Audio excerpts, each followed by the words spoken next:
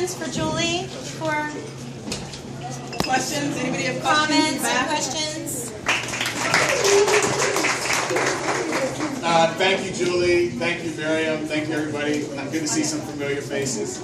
As Miriam mentioned, she might not have mentioned, we were colleagues in the Obama administration. She was working at HHS, and I was working at the Department of Education. And so you have a very powerhouse, intelligent, smart young woman here who's going to help with this organization. We're proud, Our Voices Matter, to partner with you. And for those of you who don't know what Our Voices Matter is, it's a civic engagement nonprofit that I founded about 2.5 years ago because I realized that depending on where you live here in Montgomery County, some of our folks are not as civically engaged, and that has direct results about the resources and the attention your community gets. The squeaky wheel gets the oil, and when we were out canvassing, running for office, we realized that some people had access and knew about things and other people didn't, and we wanted to create an organization that could help them. So we're excited to partner.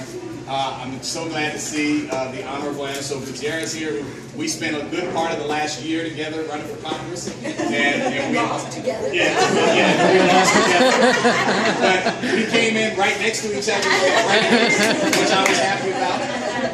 And she's such a champion, and this is an issue among many. We've worked on education issues together in the past with the organization.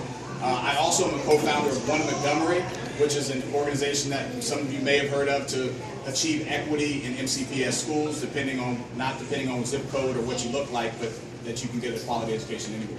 I thought it was important to come here today to support and partner because really this sibling link issue, the JEE policy, they are red herring, they are distraction issues.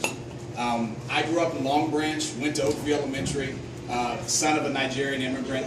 I know that all of our kids aren't getting access to equal education in MCPS, and that's why I think this organization and this issue around immersion and language access, and even if going into the magnets and other programs in the county, are a perfect microcosm example of how some people know and know how to navigate and others don't. And I think this group, you all as parents and us as community members have an opportunity to say that we are for equity, that we are for continuity, that we are for quality, and we're for expansion at the same time. And you school board or you MCPS, if you think you're going to change a small issue and that's going to fix the problem, that's not going to work. And so I am with you in advocating for expansion of these programs. Some of you may have seen a little over 6 months, maybe 4 months ago, I filed a civil rights complaint against Montgomery County Public Schools for the language immersion programs. And the main things in the complaint are not sibling linked.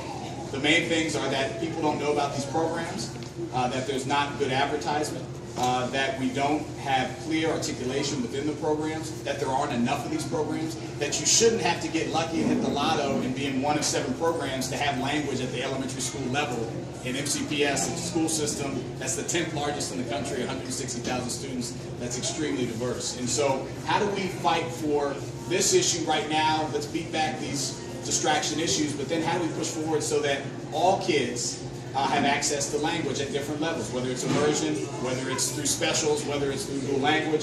So we have to do that. I think this is an exciting beginning of that movement. So I'm in the fight with you, and look forward to working with you to keep this going. Just to give you an update on the civil rights complaint, the reason I filed is because I've seen Montgomery County, unless they have feet to the fire, they don't do things.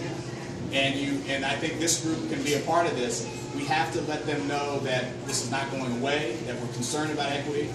We just read a story in the Post the other day that Latino students now are the largest amount of students in Montgomery County Public Schools. Black, brown, and Asian students already comprise the majority, and that's heading more in that direction. And so we have to adjust our school system to compensate for that. So I'm excited to be here. Look forward to talking to everybody in the room.